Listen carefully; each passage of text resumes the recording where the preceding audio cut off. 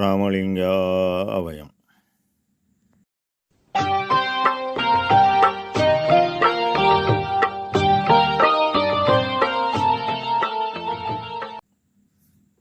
அருட்பெரும் ஜோதி அருட்பெரும் ஜோதி தனிப்பெரும் கருணை அருட்பெரும் ஜோதி எல்லா உயிர்களும் இன்புற்று வாழ்க, வள்ளல் மலரடி வாழ்க வாழ்க.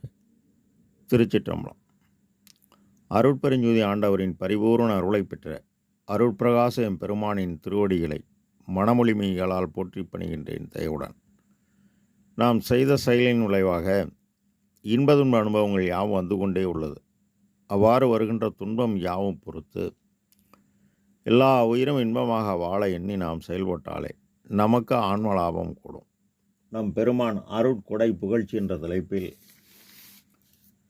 18வது பாடலில் மாட்சி அளிக்கும் சன்மார்க்க மரபினில் மனதை செலுத்துதற்கோர் சூழ்ச்சி அறியாத உள்ளென்றேனை சூழ்ச்சி அறிவித்து அருளரசின் ஆட்சி அடைவித்து அருஜோதி அமுதம் அளித்தே ஆனந்த காட்சி கொடுத்தாய், நிந்தனக்கு கைமாறு ஏது கொடுப்பேனே என இப்பாடலை பதிவு செய்கின்றார். மாட்சி அளிக்கும் சன்மார்க்க மரபினில், சன்மார்க்கம் என்பது அறிவு மார்க்கம், ஒளி மார்க்கம். இதனை நந்தியம்பெருமான் தென்முக கடவுள் நால்வருக்கு குறிப்பால் வழங்குகிறார்.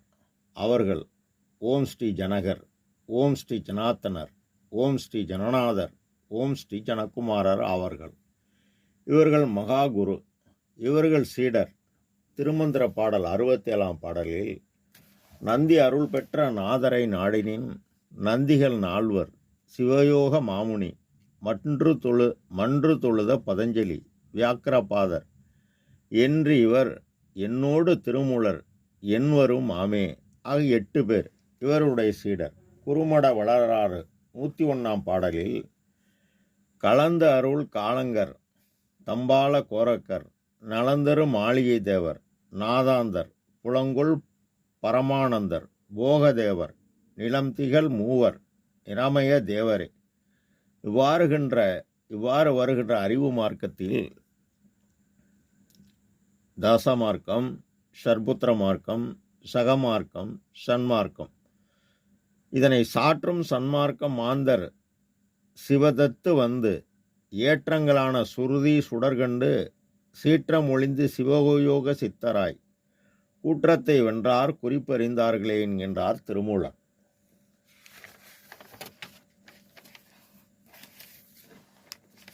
மனதை செலுத்துவதற்கோர் சூழ்ச்சி அறியாது உழைன்றேனே சூழ்ச்சி அறிவித்து.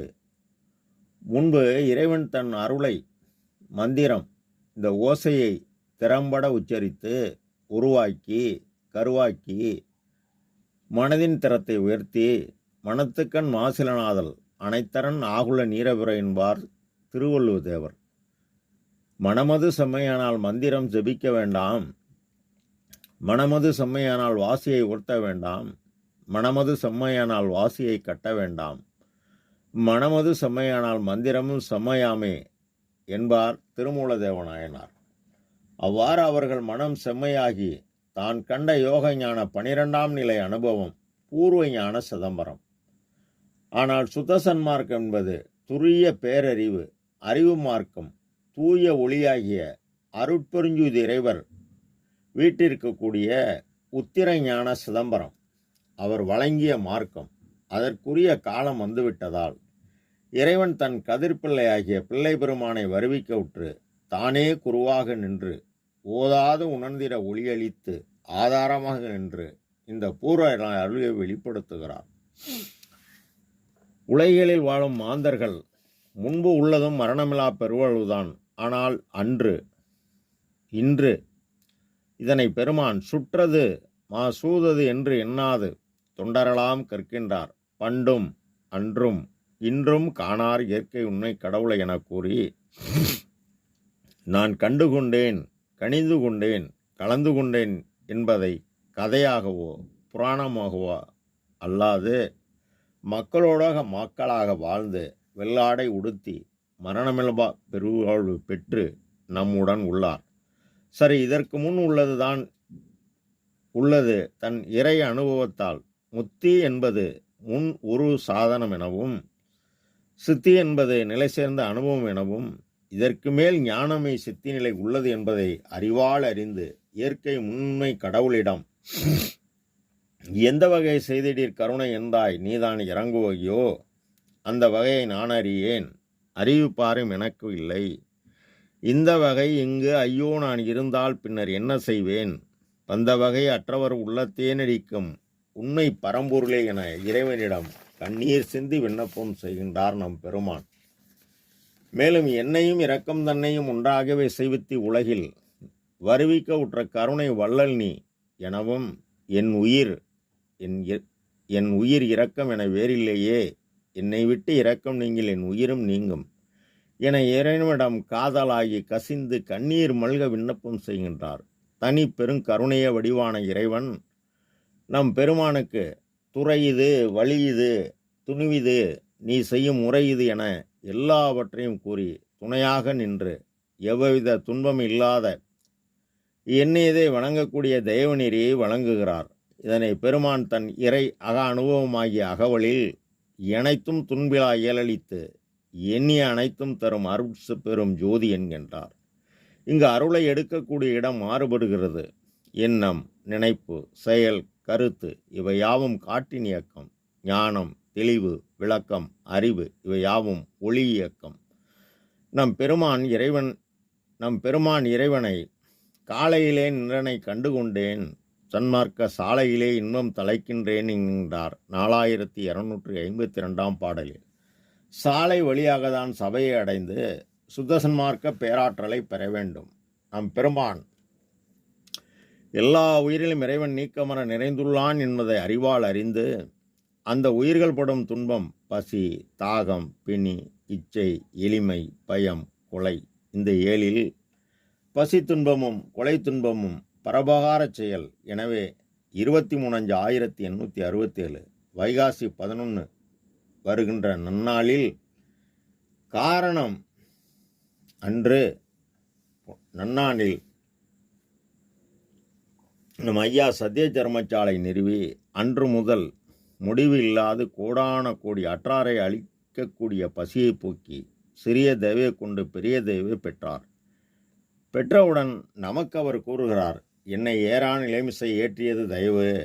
நாம் பெற புறமாகிய மனதின் செயல்பாட்டை ஜீவகாரணியம் செய்து அகமாகிய ஆண்டவர் இருப்பிடமாகிய நமது புருவ மத்தியில் அன்பு வைத்து சிக்கனமாக செலவு செய்து தரத்துக்கு தக்கவாறு தன் தேவை போக மீதமுள்ள பொய்ப்பொருளை ஜீவகாரணியம் செய்ய செய்ய மெய்ப்பொருளாக மாறி இம்மை இன்ப வாழ்வு, மறுமை இன்ப வாழ்வு, பேரின்ப வாழ்வுக்கு உதவும். எனவே அறிவு விளங்கிய ஜீவர்களுக்கெல்லாம் ஜீவகாரணிய ஒழுக்கமே கடவுள் வழிபாடு, கடவுள் காட்டிய பாதை, கடவுள் அடையும் பாதை என கூறி அவர் செயல்பட்டு கற்றேன் சிற்றம்பல்வில் கல்வி கற்று கருணை நெறி உற்றேன், எக்காலமும் சாகாமல் ஓங்கும் ஒளி வடிவன் பெற்றேன் என்கின்றார். அருளரசின் ஆட்சி அடைவித்து அருஜோதி அமுதம் அளித்தே. அருள் என்பது கடவுள் தயவு, பேரொளி, பேரறிவு. ஜீவகாரணி என்பது ஜீவர்கள் தயவு, சிற்றொளி, சிறிய அறிவு. நாம் செயல்பட்டு சிறிய தெய்வை பெரிய தெய்வாக்கணும்.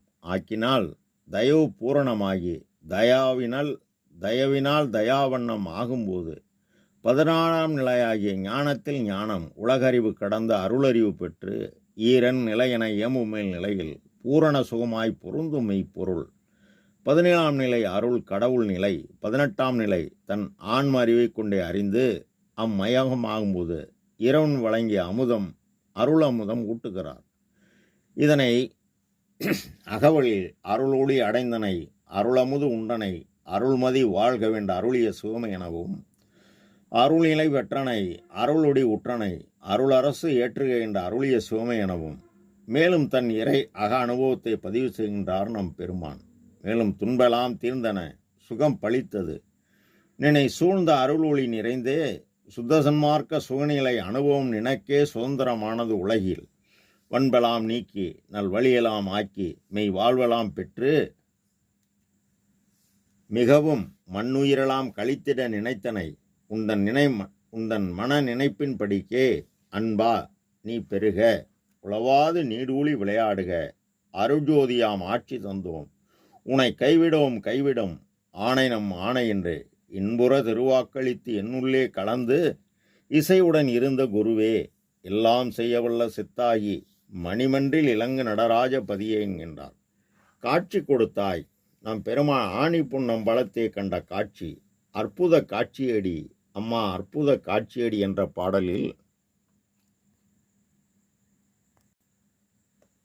நம் பெருமான் ஆணி புன்னம்பலத்தே கண்ட காட்சி அற்புத காட்சியடி அம்மா நான் பெற்ற பேற்றை சாமி அறிவாரடி என முடிக்கின்றார்.